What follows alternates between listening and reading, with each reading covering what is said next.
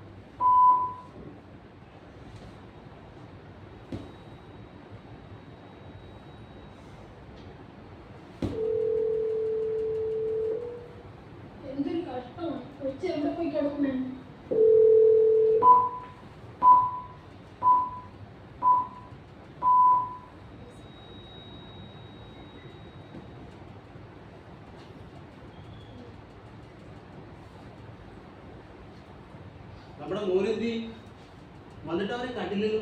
അവൻ എവിടെയെങ്കിലും ഇല്ലേ? അവനേതോ കൂട്ടുകാരനെ കാണണമെന്ന് പറഞ്ഞ് ഇന്നലെ രാത്രി പോയതാണ്. അതിനുശേഷം ഞാൻ പലതവണ ഫോൺ വിളിച്ചു, അവൻ എടുക്കുന്നില്ല. ജോസേട്ടനെ ഇക്കാര്യം എങ്ങനെ അറിയിക്കുമെന്ന് ഓർത്ത് ഞാൻ വിഷമിച്ചിരിക്കായിരുന്നു. ശരി, നീ ചായ എടുത്തിട്ട് വാ. ഞാനൊന്ന് അവനോട് വിളിച്ചു നോക്കാം.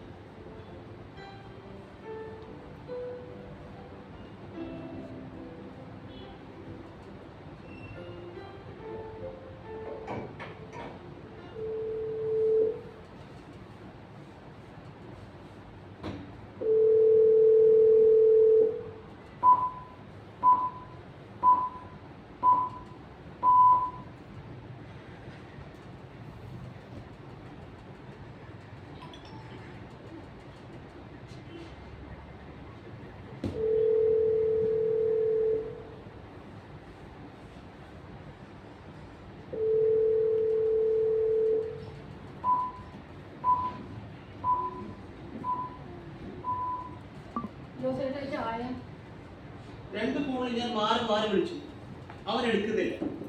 ഏത് കൂട്ടുകാരനെ കാണാൻ പോയെന്ന് പറഞ്ഞേ? അത് അവൻ എന്നോടൊന്നും പറഞ്ഞില്ല. ജോസേട്ടാ, നമ്മുടെ മകനാകെ മാറി. അവന്റെ പഴയ കളിയും ചിരിയും ഒന്നുമില്ല. അധികം സംസാരിക്കാറില്ല. എന്ത് പറഞ്ഞാലും ദേഷ്യമാണ്. ജോസേട്ടൻ ആഴ്ചയിൽ ഒരു ദിവസമല്ലേ വീട്ടിൽ വരുന്നത്. അവിടെ രാത്രിയും പകലും കഷ്ടപ്പെടുകയല്ലേ. ജോസേട്ടനെ വിഷമിപ്പിക്കണമെന്ന് ഓർത്ത് ഞാൻ പല കാര്യങ്ങളും പറഞ്ഞു. കഴിഞ്ഞ ആഴ്ച വഴക്കിട്ട് വീട്ടിൽ നിന്ന് പോയി 2 ദിവസം കഴിഞ്ഞാണ് അവനോട് വന്നത്. എന്നിട്ട് എന്തുകൊണ്ട് നീ ഈ കാര്യം എന്നോട് പറഞ്ഞില്ല? 2 ദിവസം എന്നുള്ളത് നിസ്സാരമായി കാണാൻ സാധിക്കുമോ? ആട്ടെ, അവൻ വന്നപ്പോ ചോദിച്ചില്ലേ എന്തുകൊണ്ടാണ് അവൻ 2 ദിവസം വരാതിരുന്നതെന്ന്? അവന് പുതിയ മൊബൈൽ ഫോൺ വാങ്ങി കൊടുക്കണമെന്ന്. 6 മാസം മുമ്പല്ലേ ഞാനൊരു പുതിയ മൊബൈൽ ഫോണും ഒരു സെക്കൻഡ് ഹാൻഡ് ബൈക്കും വാങ്ങിച്ചു കൊടുത്തത്. അതെന്റെ പൈസ ഉണ്ടായിട്ടൊന്നുമല്ല, PF ലോൺ എടുത്തിട്ടാണ് ഞാൻ അത് വാങ്ങിച്ചു കൊടുത്തത്. നിനക്കിത് അറിയാവുന്നതല്ലേ, പറഞ്ഞില്ലേ? ഞാനത് പറഞ്ഞു. അവനും പുതിയ ഐഫോൺ വാങ്ങി കൊടുക്കണമെന്ന്. കൂടാതെ ഇപ്പോഴത്തെ ബൈക്ക് വേണ്ട, അവന് പുതിയ സൂപ്പർ ബൈക്ക് വാങ്ങി കൊടുക്കണമെന്ന്. ഇതിലേക്ക് ഞാൻ പോവാൻ ഞാനവനോട് പറഞ്ഞാണ്. അപ്പോൾ അവൻ പറയാണ്, നിങ്ങൾ വാങ്ങി തന്നില്ലേ ഞാൻ വാങ്ങിച്ചോളാം.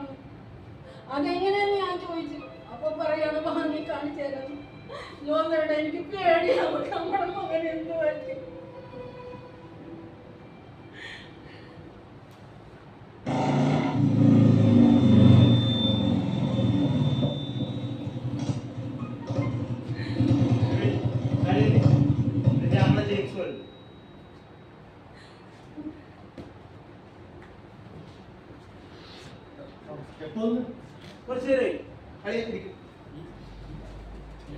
പിന്നെ ജോലിയൊക്കെ എങ്ങനെ പോകുന്നു? കുഴപ്പമില്ല, വളരെ ഭംഗിയായി പോകുന്നു. വീട്ടിലെല്ലാവർക്കും സുഖമാണ്. ആ സുഖം തന്നെ. കുട്ടികൾ സ്കൂളിൽ പോകുന്നില്ല. പോകുന്നുണ്ട്. ഇന്നലെ മോള് പോയില്ല, അവൾക്ക് ചെറിയൊരു പനി. മരുന്ന് വായിച്ചില്ലേ? ഇപ്പോഴത്തെ പനിയൊക്കെ സൂക്ഷിക്കണം. അത്ര വലുതായിട്ടൊന്നുമില്ല. ഒരു പാരസെറ്റമോൾ കൊടുത്ത് വൈദ്യുരക്കോളം ഓക്കെ. എന്താ ശരി, മുമ്പല്ലാണ്ടിരിക്കുന്ന സുഖമില്ല. ഒന്നുമില്ല, ഞാൻ ചായ എടുക്കാം. ചായ കൊടുക്കണ്ട, നീ അവിടെ ഇരിക്കും.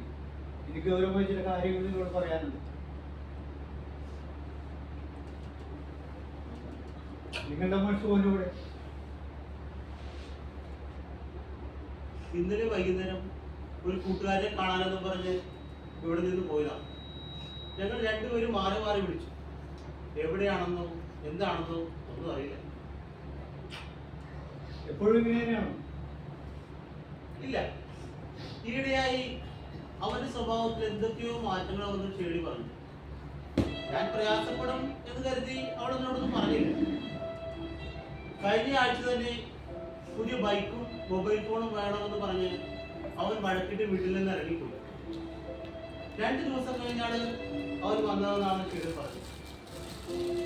എന്നിട്ട് നിങ്ങളത് പറഞ്ഞു വാങ്ങിക്കൊടുക്കാന്ന് പറഞ്ഞു.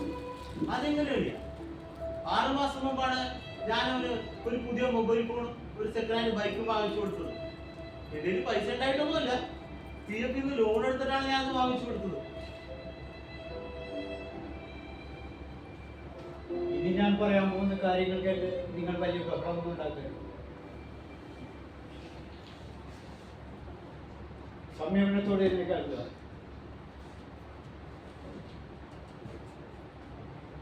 നമ്മുടെ മകൻ സോലുവില്ലേ, അവനെ മയക്കുമരുന്ന് കേസിൽ പോലീസ് അറസ്റ്റ് ചെയ്തു. എന്റെ മോനെ!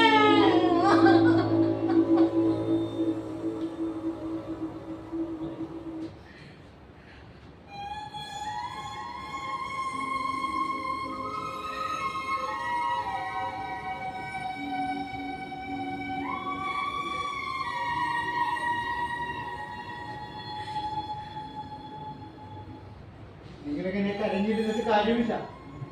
നമുക്ക് എന്താ ചെയ്യാമെന്ന് നോക്കണ്ടേ? വിവരം പറഞ്ഞപ്പോൾ തന്നെ ഞാൻ പോലീസ് സ്റ്റേഷനിൽ ചെന്നു. ലോക്കപ്പിൽ കിടക്കുന്ന അവനെ ഞാൻ കണ്ടു. എന്നെ കണ്ടിട്ട് അവന് യാതൊരു ഭാവമാറ്റവുമില്ല. ഞാൻ SI യോട് കാര്യങ്ങൾ തിരക്കി. 4 പേരെയാണ് അറസ്റ്റ് ചെയ്തിരിക്കുന്നത്. നമ്മുടെ മോൾ സോനുവാണ് അവരുടെ നേതാവ്. ലക്ഷക്കണക്കിന് രൂപ വില വരുന്ന മയക്കുമരുന്നാണ് അവരിന്ന് കണ്ടെടുത്തത്. SI പറഞ്ഞു, വളരെ ചെറിയ അളവിലുള്ള മയക്കുമരുന്നാണ് അവൻ കണ്ടെടുത്തതെങ്കിൽ അവന്റെ പ്രായവും അവന്റെ ഭാവിയും നോക്കി എന്തെങ്കിലും ചെയ്യാമായിരുന്നു. ഇപ്പോഴൊന്നും ചെയ്യാൻ പറ്റാത്ത അവസ്ഥയാണ്. കാരണം മീഡിയ ഇതെല്ലാം ഫോൺ ന്യൂസായി ബ്രേക്ക് ചെയ്തു. ഞാൻ സ്റ്റേഷനിൽ നിന്ന് പുറത്തിറങ്ങി. എനിക്കറിയാവുന്ന എല്ലാ രാഷ്ട്രീയക്കാരെയും ഞാൻ വിളിച്ചു. എല്ലാവരും കൈയൊഴിഞ്ഞു. കാരണം ഇത് മീഡിയ ബ്രേക്ക് ചെയ്തുകൊണ്ട്.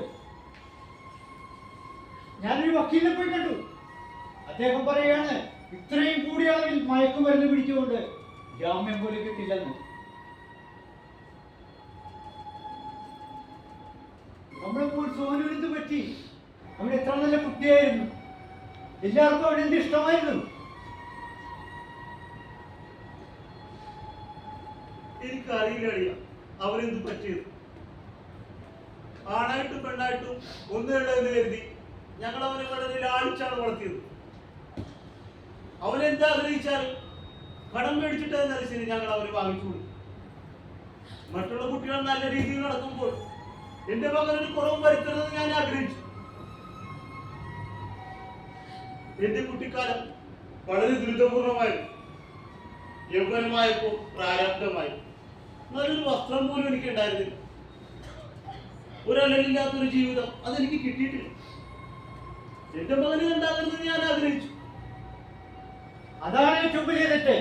മാതാപിതാക്കളുടെ ചെറുപ്പകാലത്ത് സുഖസൗകര്യങ്ങൾ കിട്ടാത്തത് കൊണ്ട് നമ്മുടെ മക്കൾക്കും ആ അവസ്ഥ ഉണ്ടാകരുതെന്ന് കരുതി നാം അവർക്ക് യഥേഷ്ടം പണവും സൗകര്യവും കൊടുക്കും. അത് പലപ്പോഴും കടം വാങ്ങിയിട്ടായിരിക്കും. പിന്നീട് അത് കിട്ടാൻ താമസം വരുമ്പോൾ അവർ വേറെ വഴി നോക്കും. അവിടെയാണ് കുട്ടികൾ വഴിതെറ്റി പോകുന്നത്. എനിക്കൊണ്ടൊരു മകൻ, അവന് പലതും ആവശ്യപ്പെടും. പറയുമ്പോൾ തന്നെ ഞാനതൊന്നും വാങ്ങിക്കൊടുക്കാറില്ല. എന്നാൽ ചിലതൊക്കെ വാങ്ങിക്കൊടുക്കും. മറ്റിലപ്പോൾ എന്റെ സാമ്പത്തിക ബുദ്ധിമുട്ട് പറഞ്ഞ് ഞാൻ അവരെ മനസ്സിലാക്കും. അവന്റെ വലിയ ആഗ്രഹങ്ങൾക്ക് മുന്നിലൊന്നും ഞാൻ നിന്ന് കൊടുത്തിട്ടില്ല. അവർ സ്വന്തം കാലിൽ നിൽക്കാവുമ്പോൾ അവർക്ക് ഇഷ്ടമുള്ളത് ചെയ്യട്ടെ. നമ്മുടെ കുട്ടികൾ വഴിതെറ്റി പോകുന്നതിൽ നമുക്കും ഒരു പങ്കുണ്ട്. ഏതായാലും അവനെ പുറത്തിറക്കാൻ പറ്റുമെന്ന് ഞാൻ ഒരിക്കൽ കൂടി ശ്രമിച്ചു നോക്കട്ടെ. ഞാൻ പോകുന്നു.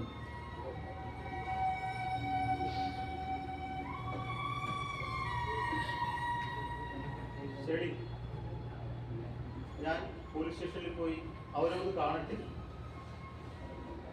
അവൻ അവിടെ ആദ്യം പരിഭ്രമിച്ചിരിക്കുകയായിരുന്നു. ഞാനും വരുന്നുണ്ട്. എനിക്ക് അവനെ കാണണം. ഞാൻ അവന്റെ അമ്മയല്ലേ. വേണ്ട, നീ വരണ്ട. അവൻ ലോക്കപ്പിൽ കിടക്കുന്ന കാണാനുള്ള കരുത്ത് നിനക്കില്ല.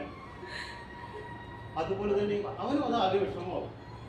ഞാനൊന്ന് കണ്ടിട്ട് ഉടനെ വരും.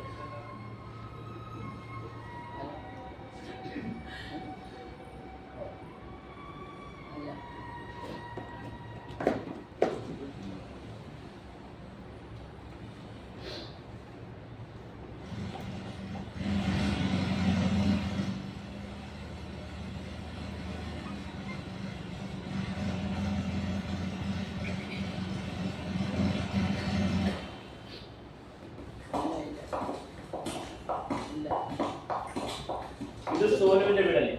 അതെ സർ. നിങ്ങൾ സോനുവിന്റെ അച്ഛനും അമ്മയുമാണോ? അതെ. നിങ്ങളുടെ മകൻ സോനുവിനെ ഒരു മയക്കുമരുന്ന് കേസിൽ പിടിക്കപ്പെട്ട കാര്യം നിങ്ങൾക്കറിയാമോ? ഇപ്പോൾ അറിയാമെന്ന് പറയുമ്പോഴാണ് അറിയുന്നത് സാർ. ഞങ്ങൾക്ക് ഈ വീടൊന്ന് പരിശോധിക്കണം. നിങ്ങൾ ഇവിടെ നിന്ന് അനങ്ങരുത്. നിങ്ങളുടെ കയ്യിലുള്ള ഫോണിൽ വരുന്ന കോളുകളൊന്നും എടുക്കാൻ പാടില്ല. അതുപോലെ തന്നെ തിരികെ വിളിക്കാനും പാടില്ല. നിങ്ങൾ അകത്ത് പോയി എല്ലാ മുറികളും വിശദമായി പരിശോധിക്കണം. അവിടെ ഇരിക്കണം.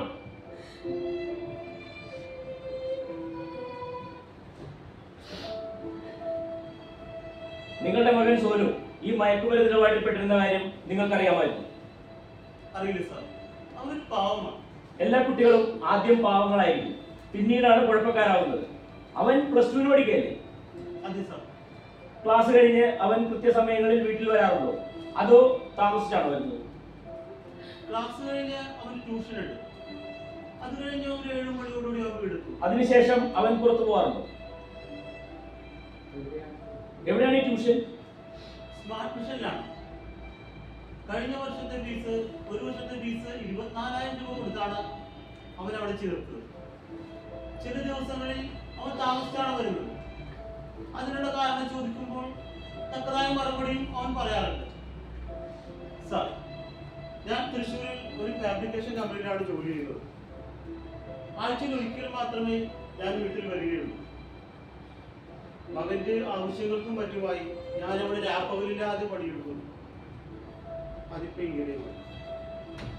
ഞങ്ങൾ വിശദമായി അന്വേഷിച്ചു. നിങ്ങളുടെ മകൻ സ്മാർട്ട് മിഷനിൽ ട്യൂഷന് ചേർന്നിട്ടില്ല.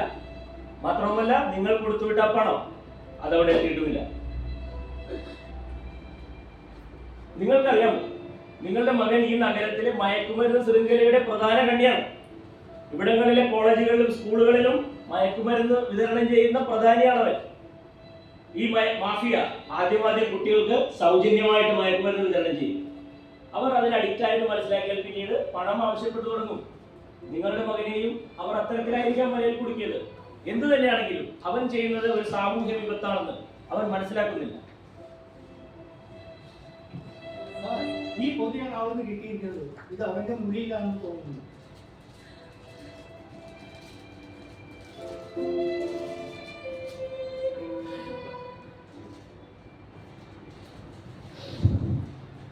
ഇത് മയക്കുമരുന്നാണ്. ജോസേ, മകന്റെ വിവരം ഞാൻ ഞങ്ങൾ താങ്കളാരാണ്? സാർ ഇവിടെ പുതുതായി ചാർജ് എടുത്ത ആളായതുകൊണ്ടാകാം എന്നെ മനസ്സിലാകാതെ. എന്റെ പേര് ദിവാകരൻ. ഞാൻ ഇവിടുത്തെ കൗൺസിലറാണ്. താങ്കൾ അറിയില്ലേ ഇവിടുത്തെ കാര്യങ്ങൾ? അറിഞ്ഞതുകൊണ്ടാണല്ലോ വന്നത്. നല്ലൊരു കുടുംബമായിരുന്നു സാർ.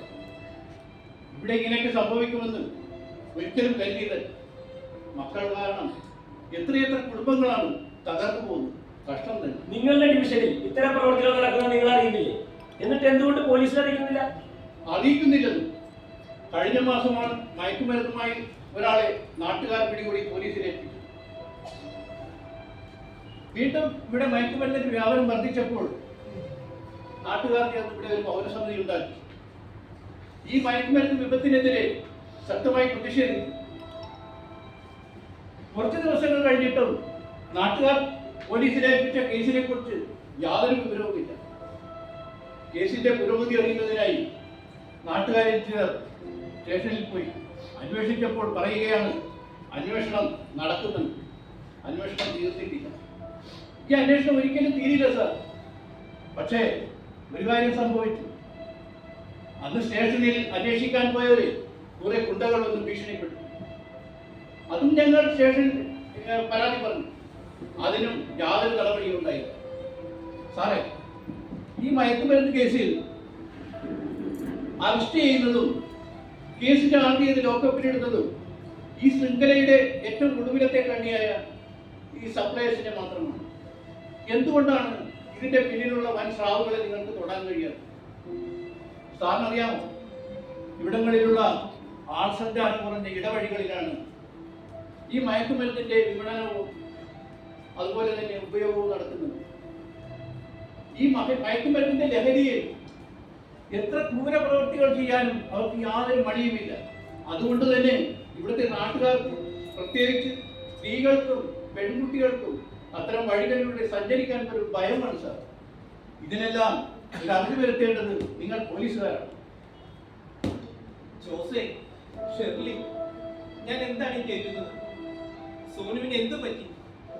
അവൻ എത്ര നല്ല കുട്ടിയായിരുന്നു. അവൻ കുറെ കാലം നമ്മുടെ പള്ളിയിലെ അൾത്താരപാലനമായിരുന്നല്ലോ. അവൻ ഇങ്ങനെയൊക്കെ സംഭവിച്ചതോട്ട് എനിക്ക് അത്ഭുതം തോന്നുന്നു. നിങ്ങൾ ഇതൊന്നും അറിഞ്ഞിരുന്നില്ലേ? അച്ഛനറിയാമല്ലോ, ജോസേട്ടൻ ആഴ്ചയിൽ ഒരു ദിവസമാണ് ഇവിടെ വരുന്നു. കാര്യങ്ങളൊക്കെ നോക്കി ചെയ്യുന്നത് കാണാം. എന്നെ കൊണ്ടാവുന്ന വിധം എല്ലാ കാര്യങ്ങളും ചെയ്യുന്നത്. എങ്കിലും ഈയിടെയായി അവൻ വലിയ വലിയ ആഗ്രഹങ്ങളാണ് പറയുന്നത്. അത് സാധിച്ചു കൊടുക്കാനുള്ള സാമ്പത്തിക ശക്തി ഞങ്ങൾക്കില്ല എന്ന് പറഞ്ഞ് മനസ്സിലാക്കിയെങ്കിലും അത് അവൻ ഉൾക്കൊള്ളാൻ കഴിഞ്ഞു. അവന്റെ ആഗ്രഹങ്ങൾ സാധിച്ചെടുക്കണമെന്നുള്ളൊരു ആശയായിരുന്നു. അത് മനസ്സിലാക്കിയ മയക്കുമരുന്ന് മാഫിയ അവനെ കുടിക്കാണെന്നാണ് എനിക്ക് തോന്നുന്നത്. എന്ത് നല്ല കുട്ടിയായിരുന്നു, എല്ലാവർക്കും പ്രിയപ്പെട്ടവനായിരുന്നു. അവന്റെ തെറ്റ് മനസ്സിലാക്കി തിരുത്താനുള്ള ഒരു അവസരം കൊടുക്കണമെന്ന് എസ്ഐ സാറിനോട് പറയുവച്ച. ഇനി ഒരിക്കലും ഇത്തരം കൂട്ടുകെട്ടിൽ പെടില്ലെന്ന് ഞങ്ങൾ പറയുന്നു. ദിവാകരൻ ചേട്ടാ, ഇത്തവണത്തേക്ക് മോപ്പ് കൊടുക്കണമെന്ന് എസ്ഐ സാറിനോട് പറയുന്നു. സാറേ, ഇത് ഞങ്ങൾക്ക് നന്നായി അറിയാവുന്ന കുടുംബം. ആർക്കും ഒരു ദ്രോഹവും ചെയ്യാതെ എല്ലാവരുമായി വളരെ സൗഹൃദമായിട്ട് കഴിയുന്നുണ്ട്. സോനു ചെയ്ത പ്രവൃത്തിയുടെ വരുമാനങ്ങളെ കുറിച്ച് മനസ്സിലാക്കുവാനുള്ള പ്രായം അവനില്ല. മാത്രമല്ല, അവൻ ചെയ്യുന്നത് വലിയൊരു സാമൂഹ്യ ദ്രോഹമാണെന്ന് അവൻ അറിയുന്നില്ല. അവന്റെ ബുദ്ധിമോശം കൊണ്ട് സംഭവിച്ചു വരുന്നത്. അതുകൊണ്ട് സാറിന് കഴിയുമെങ്കിൽ ഈ കുരുക്കിൽ നിന്നും എങ്ങനെയെങ്കിലും അവനെ രക്ഷിക്കണം. ഞങ്ങളുടെ ഒരു അപേക്ഷയാണ്. ക്ഷമിക്കണം മിസ്റ്റർ ദിവാകരൻ, വളരെ കൂടിയ അളവിലുള്ള മയക്കുമരുന്നാണ് സോനുവിന്റെ കയ്യിൽ നിന്നും ഞങ്ങൾ 20 സൈക്കിൾ പിടിച്ച് കേസ് രജിസ്റ്റർ ചെയ്തത്. മാത്രവുമല്ല ഇതെല്ലാം ഹോട്ട് ന്യൂസ് ആയി മീഡിയ ബ്രേക്ക് ചെയ്യുകയും ചെയ്തു. അതുകൊണ്ട് ഇക്കാര്യത്തിൽ ഞാൻ നിസ്സഹായനാണ്, എന്നോടൊന്നും തോന്നണ്ട. എന്താ സാർ ഇത്? നമ്മുടെ നാട്ടിലെ ഈ യുദ്ധത്തിനെ അമർച്ച ചെയ്യാൻ നിങ്ങൾക്ക് കഴിയുന്നില്ല. ഇവിടെ അറസ്റ്റ് ചെയ്യപ്പെട്ട ഈ കുട്ടികളല്ലാതെ ഇതിന് മുകളിലേക്ക് ഒരാളെയും നിങ്ങൾക്ക് അറസ്റ്റ് ചെയ്യാൻ കഴിയുന്നില്ല. ഇവിടെ ഇന്റലിജൻസും നാർക്കോട്ടിക് സെല്ലും മറ്റുള്ള സംവിധാനങ്ങളും ഒക്കെ ഇല്ലേ? കോവിഡ് കാലത്ത് സമ്പർക്ക പട്ടിക നോക്കി ഏറ്റവും അവസാനത്തെ ആളെ വരെ കണ്ടെത്തിയിരുന്ന നിങ്ങൾക്ക് എന്തുകൊണ്ടാണ് അന്വേഷണം ഇതിന്റെ മുകളിലേക്ക് നീട്ടാൻ പറ്റാത്തത്? നീട്ടാൻ നിങ്ങൾക്ക് പറ്റില്ല. അന്വേഷണം നീട്ടാൻ ചിലപ്പോൾ ഗുജറാത്ത് വരെയോ അല്ലെങ്കിൽ അങ്ങ് അഫ്ഗാനിസ്ഥാൻ വരെയോ ഒക്കെ പോയേക്കാം. അവിടത്തോളം നിങ്ങളുടെ കയ്യെത്തില്ല. ചുരുങ്ങിയ പക്ഷം കേരളത്തിലേക്കുള്ള ഇതിന്റെ ചങ്ങലെയെങ്കിലും മുറിച്ചു മാറ്റിക്കൂടെ? നിങ്ങൾ അന്വേഷണവുമായി മുകളിലേക്ക് പോയാൽ നിങ്ങൾക്ക് മുകളിൽ നിന്നും വെളിവരും. കാരണം ഇവരെയൊക്കെ സംരക്ഷിച്ചു നിർത്തേണ്ടത് ഇവിടുത്തെ ഉന്നത ഉദ്യോഗസ്ഥരുടെയും രാഷ്ട്രീയക്കാരുടെയും ആവശ്യമാണ്. രാഷ്ട്രീയ പാർട്ടികൾക്ക് അവരുടെ തെരഞ്ഞെടുപ്പിനും സമ്മേളനങ്ങൾക്കും ഇവരുടെ ഫണ്ട് ആവശ്യമാണ്. അതുപോലെ മറ്റുന്നത ഉദ്യോഗസ്ഥരുടെയും രാഷ്ട്രീയക്കാരുടെയും സുഖജീവിതങ്ങൾക്ക് ഈ മാഫിയാണ് സാർ ഫണ്ട് കൊടുക്കുന്നത്. സാറിന് അറിയാമോ, ഇവിടുത്തെ യുവജനത നാട് വിടുകയാണ്. അവർക്ക് ഇവിടം മടുത്തു. അവർ യൂറോപ്യൻ രാജ്യങ്ങളിലേക്ക് മൈഗ്രേറ്റ് ചെയ്തു പോവുകയാണ്. മസ്തിഷ്ക ചോർച്ച. നമ്മുടെ രാഷ്ട്രത്തെ കരുപിടിപ്പിക്കേണ്ട യുവജനതയുടെ തലച്ചോറാണ് മറ്റു രാജ്യങ്ങളിലേക്ക് ചോർന്നു പോകുന്നത്. ബാക്കിയുള്ള യുവജനതയിൽ ചിലർ മയക്കുമരുന്നിന് അടിമകളായി മാറുന്നു. മറ്റു ചിലർ രാഷ്ട്രീയ പാർട്ടികളുടെ അടിമകളായി തല്ലാനും കൊല്ലാനും നടക്കുന്നു. സർ, അന്യ സംസ്ഥാന തൊഴിലാളികളാണ് ഇവിടെ ജോലിയെല്ലാം ചെയ്യുന്നത്. സർ, ഈ അപ്പന്റെയും അമ്മയുടെയും മുഖത്തേക്കൊന്ന് നോക്കൂ. എത്ര ദയനീയമാണ് അവരുടെ അവസ്ഥ. വളരെ പ്രതീക്ഷയോടെ വളർത്തി വലുതാക്കിയ അവരുടെ മകനാണ് ഇന്ന് ഈ മയക്കുമരുന്ന് കേസിൽ അകപ്പെട്ടിരിക്കുന്നത്. ലഹരിയുടെ കരാളാവസ്ഥകളിൽപ്പെട്ട് എത്ര കുടുംബങ്ങളാണ് തകർന്നു പോയിക്കൊണ്ടിരിക്കുന്നത്. സാറിന് അറിയാമല്ലോ, ചേന്ദമംഗലത്ത് ലഹരിക്ക് അടിമപ്പെട്ട ഒരു യുവാവ് തന്റെ അയൽവാസികളായ 3 പേരെയല്ലേ നിർദാക്ഷിണ്യം ഇരുമ്പ് വൈപ്പോട് തലക്കടിച്ചു കൊന്നത്. അതുപോലെ ചോറ്റാനിക്കരയിൽ ഒരുത്തൻ ദിവസങ്ങളോടെ ഒരു പെൺകുട്ടിയെ പീഡിപ്പിച്ചു കൊന്നില്ലേ? ഇതിലും വലിയ സംഭവമല്ലേ സാർ തിരുവനന്തപുരം തലങ്ങേറിയത്? തന്റെ കുടുംബത്തിൽപ്പെട്ട 5 പേരെയല്ലേ ലഹരി കടിമപ്പെട്ട ഒരുത്തൻ ചുറ്റിക കൊണ്ട് തലക്കടിച്ചു കൊന്നത്. ഇവരെയൊക്കെ പോലീസ് അറസ്റ്റ് ചെയ്തപ്പോൾ ഇവർക്കൊന്നും ഒരു കുറ്റബോധവുമില്ല. കാരണം ഇവരൊക്കെ കടുത്ത ലഹരി മരുന്നിന് അടിമകളാണ്. അങ്ങനെ എത്ര കൊലപാതകങ്ങൾ. സാർ, ജനങ്ങളുടെ ജീവനും സ്വത്തിനും ഒക്കെ സംരക്ഷണം നൽകേണ്ടത് പോലീസുകാരാണ്. ആ പോലീസുകാരനെയല്ലേ സാർ കോട്ടയത്ത് ലഹരിക്കടിമപ്പെട്ട ഒരുത്തൻ ചവിട്ടിക്കൊന്നത്? നിങ്ങളുടെയൊക്കെ അവസ്ഥ ഇതാണെങ്കിൽ ഞങ്ങളുടെയൊക്കെ ജീവനും സ്വത്തിനും ആരാണ് സാർ സംരക്ഷണം നൽകുന്നത്? സാർ, നിങ്ങളുടെ സേനയിൽ അഴിമതി വിരുദ്ധനും സത്യസന്ധരും അർപ്പണ മനോഭാവമുള്ളവരും സമ്മർദ്ദങ്ങൾക്ക് വഴങ്ങാത്തവരുമായ ഉദ്യോഗസ്ഥരില്ലേ? അതുപോലെ സർക്കാർ സർവീസ്. എന്നാൽ ഇവരെയൊക്കെ തീർത്തും അപ്രധാനമായ വകുപ്പുകളിൽ കൊണ്ടുപോയി കുടിയിരുത്തും. എന്നിട്ട് അഴിമതിക്കും അക്രമത്തിനും കൂട്ടുനിൽക്കുന്നവരെ കൊണ്ട് തലപ്പത്ത് കൊണ്ടുവന്നിരുത്തും.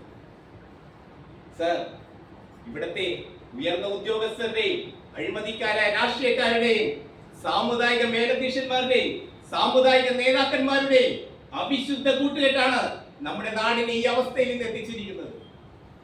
കടുത്ത സാമൂഹ്യ ജീർണതയിലൂടെയാണ് നമ്മുടെ നാടിന് കടന്നുപോയിക്കൊണ്ടിരിക്കുന്നത്. സാർ, ഇതിന് എന്തെങ്കിലും പോംവഴി കണ്ടേ പറ്റൂ. നമ്മുടെ നാടിന്റെ ഈ പോക്ക് ഇതെങ്ങോട്ടാണ്? ഫാദർ പറഞ്ഞതും കൗൺസിലർ പറഞ്ഞതും ശരിയാണ്. ഞങ്ങളെപ്പോലുള്ള ഉദ്യോഗസ്ഥർക്ക് പുറകിൽ രാഷ്ട്രീയ നേതാക്കളുടെയും ഉന്നത ഉദ്യോഗസ്ഥരുടെയും ചരടുണ്ട്. ഈ മയക്കുമരുന്ന് ശൃംഖലയുടെ കണ്ണിനടി മുകളിലേക്ക് പോയാൽ പുറകിലെ ചരടിൽ പിടിച്ചു വലിക്കും. മുകളിൽ നിന്ന് വെളിവരും. അത് അവഗണിച്ചാൽ സ്ഥലം മാറ്റം, കാസർഗോട്ടേക്കോ മറ്റേതെങ്കിലും കുഗ്രാമത്തിലേക്ക്, അതുമല്ലെങ്കിൽ ലോ ആൻഡ് ഓർഡർ ഇല്ലാത്ത ഏതെങ്കിലും ഒരു ഡിവിഷനിലേക്ക്. എവിടെയാണെങ്കിലും നമ്മൾ ജോലി ചെയ്യാൻ ബാധ്യസ്ഥരാണ്. എന്നിരുന്നാലും ധീരമായി മുന്നോട്ട് പോയാൽ അവിടെയും വകുപ്പ് തല അന്വേഷണം എന്ന പേര് സസ്പെൻഷൻ. അതാണ് ഞങ്ങളുടെ അവസ്ഥ. എന്നാൽ നിങ്ങൾക്ക് ഞാനൊരു ഉറപ്പ് നൽകാം. ഈ കേസിൽ ഞാൻ ഏതറ്റം വരെയും പോകും. ഏത് മനസ്സറാവായാലും അവരെ ഞാൻ കൂട്ടും. എന്ത് സംഭവിച്ചാലും എന്റെ തൊപ്പി പോയാലും സാരമില്ല. ഏത് സമ്മർദ്ദത്താൽ ജീവിച്ചും ഞാൻ മുന്നോട്ട് പോകുക തന്നെ ചെയ്യും. ഒന്നിനും പറ്റിയില്ലെങ്കിൽ യുവമാരെ ഞാൻ ഈ സമൂഹത്തിന് തുറന്നു കാട്ടും. സാറിന്റെ ഈ പോരാട്ടത്തിൽ ഞാനും കൂടെയുണ്ട്. സാറിന്റെ ഈ പോരാട്ടത്തിൽ ഞാനും എന്റെ കുടുംബവും എന്റെ ഈ കുടുംബത്തിന് സംഭവിച്ചത് ഇനി യാതൊരു കുടുംബത്തിന് സംഭവിക്കാതിരിക്കട്ടെ. ഈ പോരാട്ടത്തിൽ ഞാനുമുണ്ട് നിങ്ങളോടൊപ്പം. എന്റെ സഭാ മേലധ്യക്ഷന്മാർ എന്നെ ഇതിൽ നിന്ന് വിലക്കിയാൽ ഈ ലോഹം ഒരു മാറ്റി വെച്ച് ഞാനും ഉണ്ടാവും നിങ്ങളോടൊപ്പം. ഏത് ദുരിതവും ഏത് നിമിഷവും വിളിക്കപ്പെടാതെത്തിയ അവനെത്തും. പ്രതികരിക്കാൻ തുടങ്ങും മുമ്പ് അവൻ അഗ്നിയായി സർവവും നാം